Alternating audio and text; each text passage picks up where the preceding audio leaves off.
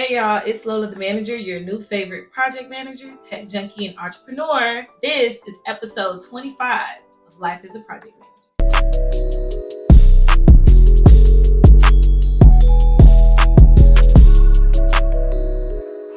So we're officially in our last episode of the Life as a Project Manager series. I'm not sure if I'm going to do another season of this or if this is just a wrap and series, but this is the last official episode 25. I can't believe I just made it this far.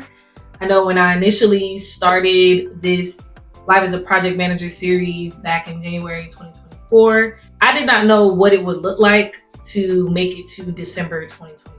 The fact that it is officially Christmas Eve, I'm proud of the work that I've been able to do. Even those that have been following me week by week, and I took a 4-month hiatus due to burnout. The fact that I was able to come back and still keep giving y'all high energy, and y'all were actually still engaging with me throughout the hiatus. I truly appreciate that, and I'm excited for whatever is next when it comes to what I share about the project management experience. Since this is the last episode of forever or the season, I figured this would be a really good time to simply just do a project manager Q&A where I'm answering questions that I've received via TikTok and or YouTube, and we're just gonna talk about it in real time, and you guys can continue to drop more questions in the comments. So let's get into it. First question: do you advise getting a degree along with the PMP certification? So this is really good. Now, I do want to point out that I did not go a quote unquote traditional route when it comes to pursuing project management. I do have 2 degrees. However, when I was pursuing those degrees, project management was not in my peer view at that time. Now that I'm on the other side of it, I can probably provide some more insight. Back when I was in school, I never really heard of project management. I never even heard of a degree in project management. Now, there could have been one out there. However, I am unaware. I graduated college over 10 years ago, so I definitely understand that things can change. One thing I want to start with is to work in project management, you do not need a certification. It is not required to have a certification. And the reason I want to start with that baseline is because even when you go pursue the actual PMP certification, you'll see one of the requirements is that you've already worked as a project manager for a certain number of years before you can even qualify to take the exam. With that said, we can do some basic comprehension, some basic problem solving where we can see if you need some experience to get the certification, then obviously you don't need the certification to get the experience. Now, with that said, I live in a world where I believe that you should always make yourself as marketable as possible, right? So if you're looking at 2 candidates, you're probably trying to look for that one thing that makes them stand out. So if you have 3 years of project management experience, someone else has 3 years of project management experience, but only one of you have the certification, then the one with the certification becomes more marketable. They have something else they can leverage when it comes to getting that role. Now, when it comes to the degree, I will say that a degree in project management, I don't think it's going to hurt you, or a degree in general. It doesn't hurt you when it comes to pursuing that project management career. But I will say that if I had to go backwards, and I knew that I wanted to be a project manager and I knew that I wanted to work in tech, I'd be strategic about the degree and certifications that I'd pursue. Like, if I could do it all over again, I would get a degree in cybersecurity, computer science, something in that field. And I'd also get my certification in project management, and I'd also get certifications in other tech spaces like the Security Plus, the A Plus, Network Plus, like different things like that to make me more marketable in the cybersecurity space, because I want to work there. And even though I want to be a project manager, I want to make sure that I'm immersed in the industry so that you'll bring me onto those cybersecurity projects. That's kind of like my hot take on getting the degree and the certification. I think that if you already have degrees in something, you don't need to go back to school to get a project management degree. I don't think that's necessary. But if you are pursuing a degree because you know that you want to be able to leverage the knowledge from the degree or the weight of the degree alongside the certification. I would figure out, do I want to be in IT? Do I want to be in real estate? Do I want to be in construction? Because you can also go the route of getting a degree as an engineer, and then now you can be a project engineer, right? Which is pretty much a project manager whose niche is engineering. As far as me right now, I have 2 degrees that have nothing to do with project management. I have a master's in interdisciplinary social sciences, which is pretty much saying that I double majored in criminology and sociology. And then I have a master's in education, specifically technical education. And if I were to go pursue another degree right now, I would be focusing on cybersecurity, because as long as there is technology around, we're always going to need security. And I would also pair that with my project management certification. I'd probably go into ITIL just to kind of show that I have a lot of IT specific experience, and I'd curate my profile like that. Hope that helps. Where do you normally look for roles? So first, let me tell you, before jumping into looking for a job, I need you to kind of create a strategy. Do not just jump in with no lube. It's going to be rough. You feel me? I need you to come up with a strategy. And so for me, I do several different things when it comes to trying to secure a role. So 1, my LinkedIn is optimized. And when I say optimized, that means I'm using industry keywords throughout my LinkedIn profile so that recruiters can find me. That's one part of my strategy, having the recruiters come out to me, meaning you're looking for a specific person, you're on LinkedIn, you found my page, and you realize I could potentially be that person. And I can speak from experience that I have gotten roles and interviews via this way. So I keep it because that takes a little load off my shoulder, because there's someone out here doing the work for me and trying to find me a role. The second thing that I'm doing is using platforms like Dice. So I know that I want to work in tech, specifically IT, infrastructure, those type of projects. I want to be in that space, the software development. So Dice is a great space to find contract roles. And because of that, I mass apply on Dice all the time, and those recruiters reach out to me. Then I would say I am using my network of friends and peers.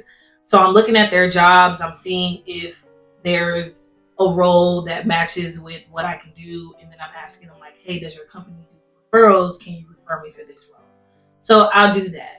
Now, I want to be honest with you. I have not been fruitful in that way. However, I have gotten projects from networking. And when I say projects, I mean I'm not a full-time employee on W-2. I'm more so of like a business to business. You guys are contracting my business services for your business. Case in point, I was brought on as the creative project manager for Render ATL 2020. So those were my business services being solicited to support that, but it was not a full-time job. Next, I'm using the tried and true Indeed. I'm not like fully committed to Indeed, but I'm using that.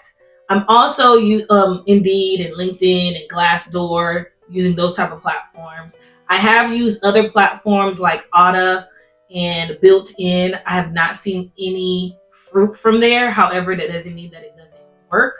I just haven't been successful on those platforms. I've been successful on LinkedIn when the recruiters reach out to me. So when I apply for the roles, I am not getting anything. When recruiters reach out to me, my stock goes up, the likelihood of securing that role goes up. I've used AI. I'm a big advocate for AI. One of my favorite AI software is Claude AI. And I use Claude very strategically to help me find different types of roles. I use Claude AI to help me figure out different titles that I can search for. So yes, I'm a project manager, but at another company, that's an implementation manager. At another company, that's a program manager. At another company, there's a different title. And so I used AI to kind of help me formulate a list of the different type of roles in which I should potentially look for and see if I can catch more fish that way. Another way in which I'm using AI to get roles is I've used AI to give me a list of companies that are local, that are like local to my area, that would potentially hire my role. And the reason I did that, because when you think about companies that you want to work for, a lot of them are not in your city. Like you might say, oh, I want to work for Amazon. Oh, I want to work for Google, but they're not located in your city. Like Amazon headquarters is in Seattle. I'm in Miami. I can't work at Amazon like corporate. If I'm working at Amazon, I have to be working at the fulfillment center as one of those like supervisor or something, but not a project manager. And the basic Google. Okay, I've gone on Google and I've searched for implementation manager, project manager, deployment manager, whatever it is. I've searched for those roles simply on Google, and I'll go directly to the site. I also look up different agencies. Feel free to leave a comment if you think that I should drop the names of the different agencies in which I've worked with in the past, and agencies that are very big on hiring project managers. And I want to say that's probably all the ways in which I'm looking for roles. So when I say have a strategy, you need to kind of come up with a game plan of not just how you're going to apply for the roles, what type of roles are you going to apply for, what are you actually looking for compensation wise, benefits wise, work-life balance wise. Are you looking for something full-time permanent, or are you comfortable with doing contract work? Are you trying to just build up your portfolio, or are you really looking for something that has a lot more stability? So you really need to kind of figure out what you want so you can craft the perfect job search strategy for you. Because even though I'm making these recommendations, there's no guarantee that it works for you. You might need to do something different. But I will say that the more projects you complete, the more you can add it to your resume, the more experience you can put out there, and the more attention you'll get, especially on platforms like LinkedIn, recruiters looking for you. You're not having to go find the roles. Any advice on the interview process? So what I've noticed, and I've made videos about this in the past on TikTok, but what I've noticed when it comes to the interviews that I've been in for a project manager, for the most part, there are 2 interviews that I'm going to have. So this is not the interview with the HR or the recruiter where they're kind of trying to understand if you're a good fit for the role and should they pitch you for the role. That's not the interview I'm talking about. I'm talking about they know that you are a good candidate for the role, and now you need to meet the hiring manager or the immediate supervisor or senior leadership. The first interview is typically with your direct supervisor / hiring manager. So this is the person that you will most likely be working with on the day-to-day, on the week-to-week. Probably would report to them. You're giving them updates on your projects. They may be the one assigning you projects. And so in that interview, you want it to feel like if they're having a conversation with their coworker and not that they have a meeting in the middle of the day with a stranger. That's the energy that you need interview for it to be solid. If you got the interview, you already are qualified for the role. But now what we're trying to identify is, are you qualified to work with me? How is it going to be working with you, right? And so since they can't physically work with you, they're going off of the energy and the vibes within that interview. So you really want to focus on understanding your story. And when I say your story, I mean like your career, your education, your life, understanding that story so that as you have this conversation with someone that could potentially be your next coworker, you want to be able to pull from different elements of your story so that it all comes natural to you. You're not in there fumbling. It just feels like 2 people having a little coffee chat. So those are the vibes that I've typically seen in that first interview. And if that interview goes well, where it feels like they want to give you the offer, but legally they can't because their protocol is for you to now have your second interview with senior leadership, you're on the right path. Now, that second interview with senior leadership, it's more so just trying to see who you are as a person. It may be a little high level. You may be able to ask some more in-depth questions, or they may get a little more technical with you, but they are not the people that you work with on the day-to-day. Senior leadership, you probably see them once a month, right? There's probably a company all hands, or if there's all the project managers are together and then you have like the directors and the senior VPs or whoever they are, you have those people present for those monthly sessions. They are not someone you report directly to. So you don't need to give as much coworker vibes here as you did in the beginning. Here, you want to remain professional. You want to still be lighthearted. You will still want to give the energy that, you're a vibrant person in the office, but they're really just trying to get a feel for you. And then after those interviews are over, that senior leader and that hiring manager, they're going to come together, they're going to talk. And it's pretty much the hiring manager that's going to advocate for you and say, hey, I loved her. I think she's going to be a great fit. I'm excited to work with her. What do you think? And the senior leader is going to be like, yeah, she does seem like she knows some stuff. She seems really pull. And so, yeah, I'll support you in this decision. That's kind of like how I've seen the interviews. I haven't seen them get too techie when it comes to techie. Of course, they want to know what experience you have with like project software, but it doesn't get extremely technical. What I've seen in the interviews is there's a significant focus on trying to understand how you think. What would you do in this scenario? And based on your response, that lets them know if you think like the people that we want on our team, or if it's a little different and we're not a fan of that. So they're going to ask you those questions where it's like, tell me about a time when there was a conflict on your team and how you resolved it. Tell me about a time when a project missed its deadline or the stakeholder wasn't communicated to. Like, they're going to ask you these scenarios. You're supposed to provide an answer that shows that you understand the issue that took place and you know how to troubleshoot without assistance. That's another significant thing that I noticed in the interview. Project managers, we are not truly micromanaged. We're actually the ones that are micromanaging. That's typically the cadence of it. You have these team members, they got different tasks they need to complete, and you're constantly checking in with them to make sure that they are getting the work done. They want to know if you'll be able to do that on your own. They'll want to know, are you able to figure things out on your own, right? How much do we really need to give you in order for you to get the work done? Can you really hit the ground running, or are we about to waste money with months of training and you can't even complete a project? That's the type of things I've seen in the interviews. I want to really emphasize knowing your story, because one of the reasons why you're probably nervous in the interviews is because you don't fully understand your life story, your career story, your academic story, like the journey that you've taken. You don't really fully understand how it all ties together for you to be in this role that you're applying for or interviewing for right now. And I always remember the quote from Albert Einstein: if you cannot explain it simply, you do not understand it well enough. And so I need you to understand your story and understand how project management ties into that story, how the different roles you've been exposed to, how they kind of help shape and curate who you are presenting today, right? So when I'm in my interviews, I pull from all types of stories. I'm pulling from the fact that I did radio in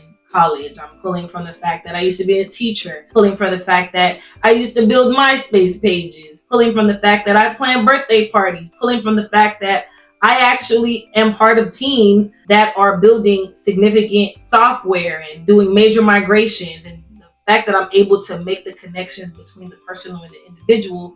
It seems like I can do this in my sleep. You want me on your team because your life is about to be a little easier. All these things kind of play a part in it. And so if you need help kind of figuring out how to craft your story, please be sure to look at the description and schedule that one-on-one with me so that we can kind of hash that out and you could be better prepared for your next interview. How can someone get into marketing project management without marketing experience? I would say to this, if you already work at a company and you're interested in another industry, another type of role, it would be in your best interest to find somebody in that company to have a coffee chat with, to shadow, to learn more from, because that's the easiest way you're going to get it. Hearing it from them directly, learning from them, gleaning from them, and taking those skills to move forward. The reason why I know that I received this question is because I tell you guys all the time that my zone of genius is IT and marketing project management, but I've had marketing experience since college. So over 14 years now, I've been in marketing, from social media to designing, to creating websites, to hashtag development, curating strategies, developing campaigns, seeing what's going on in digital marketing. Like I have been part of like all the different aspects of it. And because I was doing all of that, it was easier for me to tap into marketing project management. Now, if you don't have any experience, first thing you need to do is get experience. Reach out to people and see what projects they have in flight and see how you can tag team or shadow that type of project. You can also take different type of courses just to learn about marketing on a basic level. But I think the first place to start would be where you are right now. If you're already working at the company, I need you to go and find out who's the marketing folks, what projects they have, and can you just shadow them? Get a behind the scenes scoop. And then with that shadowing, then maybe that's something you could add onto your resume as a project that you were part of, and you were maybe like the project assistant. So you're just in the background, but you were there and you understood what was taking place. And the beauty is, if you already have this experience in another type of project management, so in the initial question, the person told me that they had experience with software development lifecycle, you're doing the same thing. Project management is the same no matter the industry, but the way that it's customized for that industry slightly changes. So all you need to do is try to get access to one type of marketing project, so you can see the correlation between your software development projects and your marketing projects. And then now you'll be able to take off and be able to do more project management. Hopefully that helps. Did the TIA exam simulator help you a lot with the PMP? I've shared my project management certification exam study process. It was very intense and short, very short duration. But I can say that with 100% certainty, when I took that exam, October 2022, that simulator was the thing that let me know that I was ready. And so for those that are studying for project management certification, here's a quick little snapshot of my journey. I studied for maybe 3 weeks, probably less than that. And I did Andrew Ramdayal's Udemy course. I also did his exam simulator. And so the exam simulator is what it sounds like. It is imitating the exam to the best of its ability, and it's giving you a feel for how the questions will be to you and the mindset in which you need to be to answer those questions. That, and then I did YouTube videos. Ricardo Vargas, he had like a 200 agile questions. The video was about 6 hours long. I think I made it 2 hours in, and I realized I kept getting all the questions right, which let me know that my mindset and my understanding of this is on track. The Udemy course was only 35 hours, and it does qualify as educational requirement for those in certification exam. So that did a really good job in breaking down to me the entire PMBOK and project management life, like that world. And I did a really good job in doing that. And it does a good job in test prep. So my tip for those that are studying is you want to make sure that you are using resources that are intentionally for test prep. I say that because I remember starting my study journey by completing the Google Project Management Certification. I knew that it was going to give me basic foundational understanding of project management, but I did not realize that it was not going to prepare me for the actual certification exam. That's why after I completed that, I went straight into the Udemy course, because I'm looking through the Reddit threads and YouTube videos, and people are kind of talking about like, this is how I am prepping for the exam. That's what really kind of helped me curate the perfect study strategy for me. I will say that, and I'm someone who, I do not like tests, like multiple choice tests. I am a writer. I like to write because I get to express myself. I get to show you how I came to this thought, and I'm able to provide supporting details. Whereas in exam, look, it's one answer and one answer only. Nobody cares what your thoughts are and how you arrived at something else. It's only one answer. So I feel as if all that studying that I did, and then once I got into the simulator, I think on the exam simulator, I was scoring high 70s, low 80s on that exam. And I'm like, okay, so that means I must be doing something. And then by the time I got to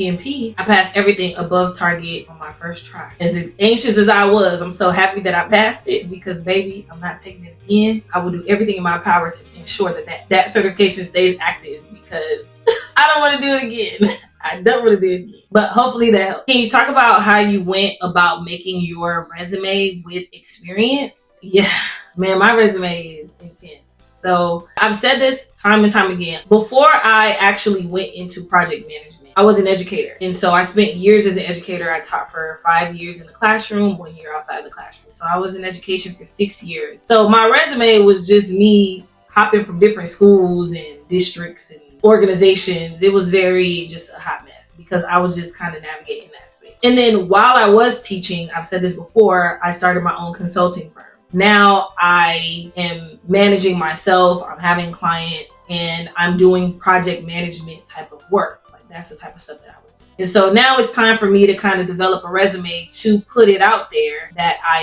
am looking for project work. And so that's what I did. I knew my resume wasn't that strong. And the reason I say it wasn't that strong is because there's just a lot of education on here with a business. And so I need proof that I can work. One of the things that I did was I developed a digital portfolio. And this digital portfolio is something that I attached to my resume to kind of show the type of projects that I was doing, the type of software that I used. I felt like I could get extremely creative with what I shared, because the resume doesn't do that good of a job in showing you like what I can do, what I can create. And so I created that, and then on my resume, I actually put my company there, but I did not list myself as the CEO or the founder or the owner. I list myself as a consultant, because that's what I did. I consulted. And the reason I didn't do that is because when I initially had my resume going out, I think companies are a little intimidated by people who are the owners or founders, because it looks like you don't want to be with the company that long. You may not take correction because you run your own ship, and so you don't want to come over here and be directed or whatever the case is. I don't really know personally, but I saw a significant change once I added the portfolio to the resume and I went from owner, founder, CEO to consultant. A significant change. Now you guys want to talk to me, and all you need is one company to buy in for the rest of the companies to buy in. So the first company that bought in is the company that I talk about in my earlier videos in this series, where I said that I had the opportunity to work for like a STEM program, and I was a project manager with some interns, and that was my team, and we developed an app and all that good stuff. And they actually called me to come back the next year again. So once I had their buy-in, that was all I needed for other companies to begin to buy in, because now you see that I'm doing the project work at other places.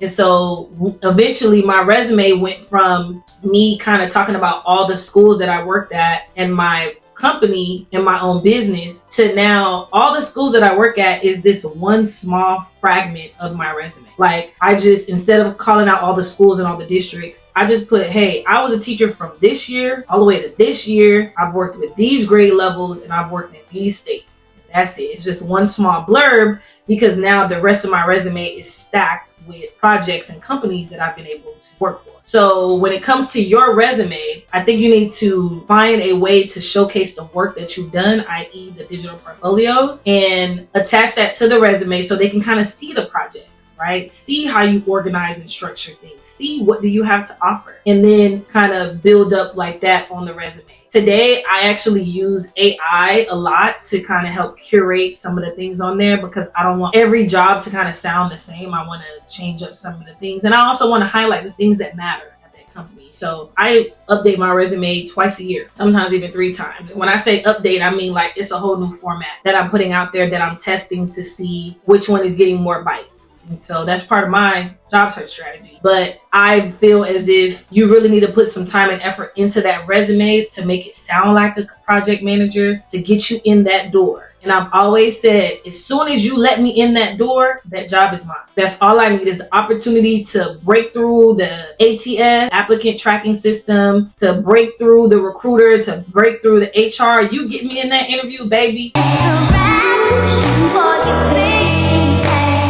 Play too damn much, y'all. But anywho, that's how I tackle the resume experience. And also, if you are interested in what is this portfolio that she's talking about, make your way to my Etsy shop. It's linked in the description. In my Etsy shop, that's where I sell templates of the digital portfolio, as well as templates for the resume. And I have video tutorials in which I walk you through what you should be doing, how to edit it, what things to apply, and all that jazz, because I want you to have something that stands out. The way this economy is tracking, you really need something that's going to set you apart. And I think that digital portfolio is key for sure. Can you talk about how to transition to project management as a newbie with absolutely no project experience? Babes, come here, closer. Closer! I have experience, you just haven't figured out what it is yet. I tell people this time and time again. Everyone should have some type of project experience. So I need you to think about your everyday life, right? If you have a birthday trip coming up, the process in planning that trip, getting all the money together, booking the flights, all the planning, everything that was necessary for that trip is a project that was managed. There were different resources, there were different budgets, there were different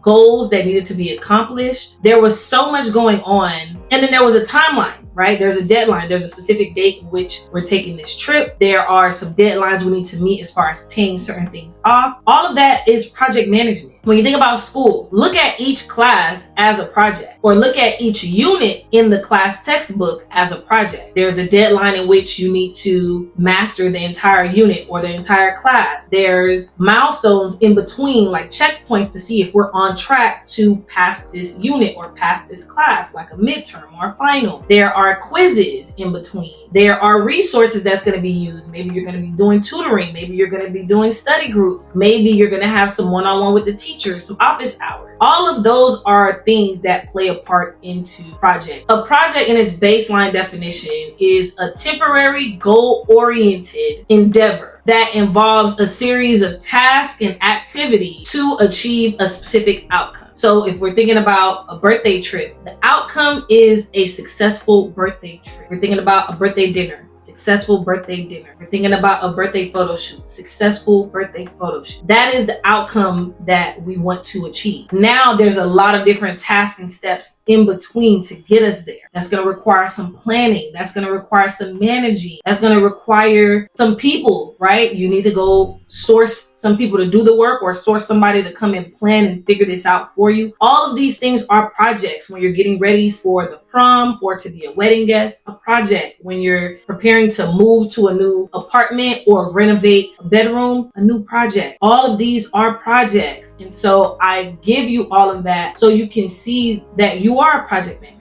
You do have project management experience. And because of that, I need you to now put that experience on your resume. I'm not telling you go on the resume and put plan to my birthday party. No.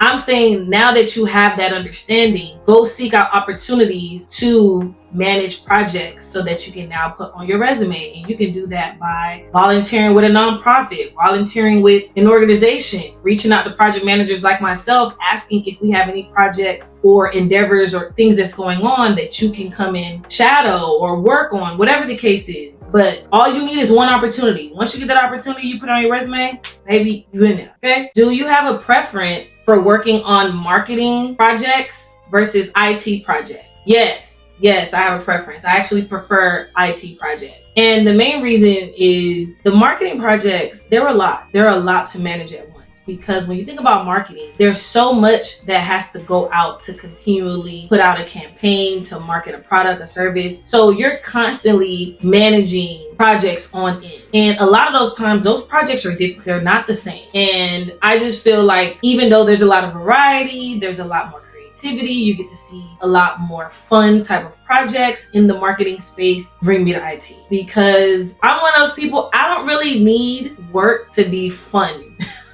It can be mundane. It can be that way. It just can't be life sucking, right? And so when I'm on these IT teams, I'm learning a lot. I learn so much. I immerse myself in the project, in the technology, whatever it is. I am fully devoted to it. And I talk to my developers, I talk to my business analysts, I talk to my teams all the time so that I know what's going on. And I love it. It gets very nerdy in there very fast. And typically all the projects follow the same type of cadence. And it's just, to me, easier to manage. They may be bigger projects and they may have bigger budgets, but they are easier to manage because it's very cookie cutter, very straightforward. I like the way we operate. And yeah, I honestly feel like those projects last longer, to be honest. When we're doing software development, if we're not operating out of a Scrum, those projects are like months on end. They are not going to be done in 6 to 12 weeks. They're way longer than that. And so I like that. I actually do. So yeah, I'm kind of fine with the mundane at work. And even though they're cool like software, it's pretty mundane because you're not in the creative part of it. Whereas for marketing projects, I'm at the part where the creatives are designing, coming up with the cool stuff. On the IT side, we ain't doing none of that. It's all coding over here, scripting over here, testing. It gets very techy and nasty out here. But I like it. I really do. I truly do. And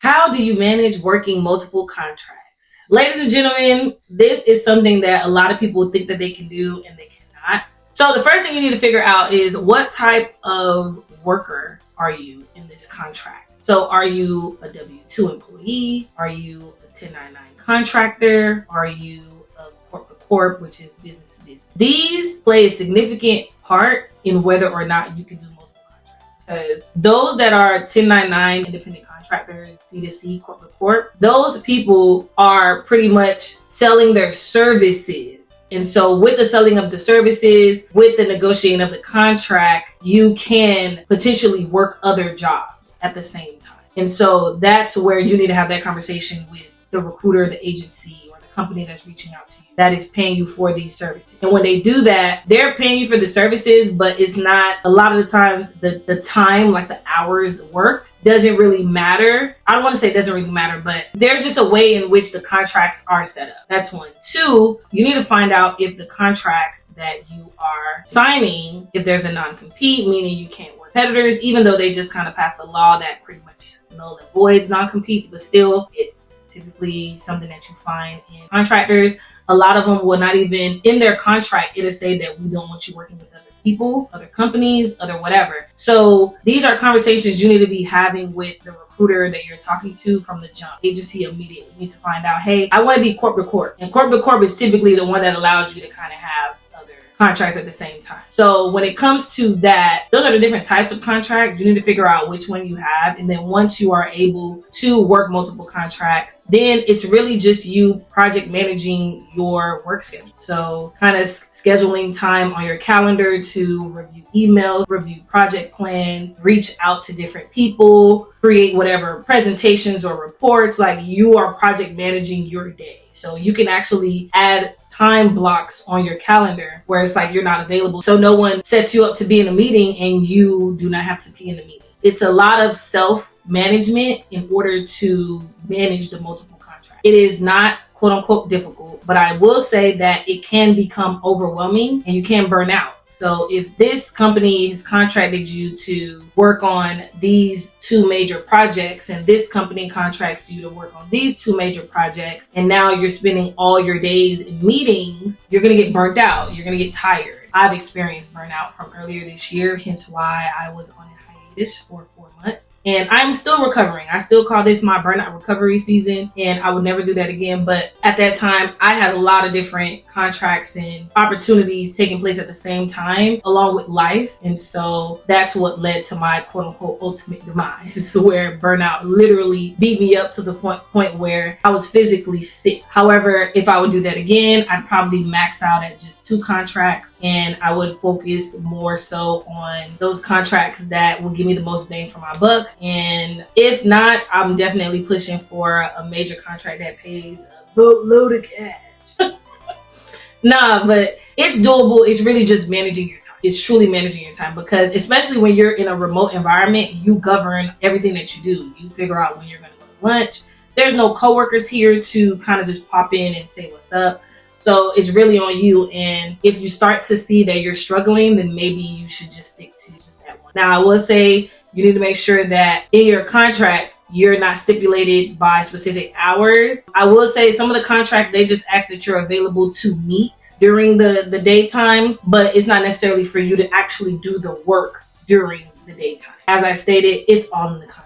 All in. And when I say contract, I mean the literal contract that you sign saying I'm onboarding for this company to do this work. Okay? And just like that, we are at the end. I don't know why I'm in a singing mood. I will say the holidays really get me real jolly. I'm not gonna lie, I love it. Like, I get very festive. I do all the things, okay? I hope you guys have an amazing Christmas Eve. You could be anywhere in the world right now, but you are here doing professional development with me, so I greatly appreciate it. If you have any more questions about project management, please drop them in the comments. I'm still answering questions whether or not I decide to make a season 2 of this, or if this is the end of this specific series. Still gonna be here. Channel's still gonna keep jumping. Be sure to follow me on Instagram, TikTok, and Twitter, okay, at LolaTheManager. Happy holidays, and as always, until next time.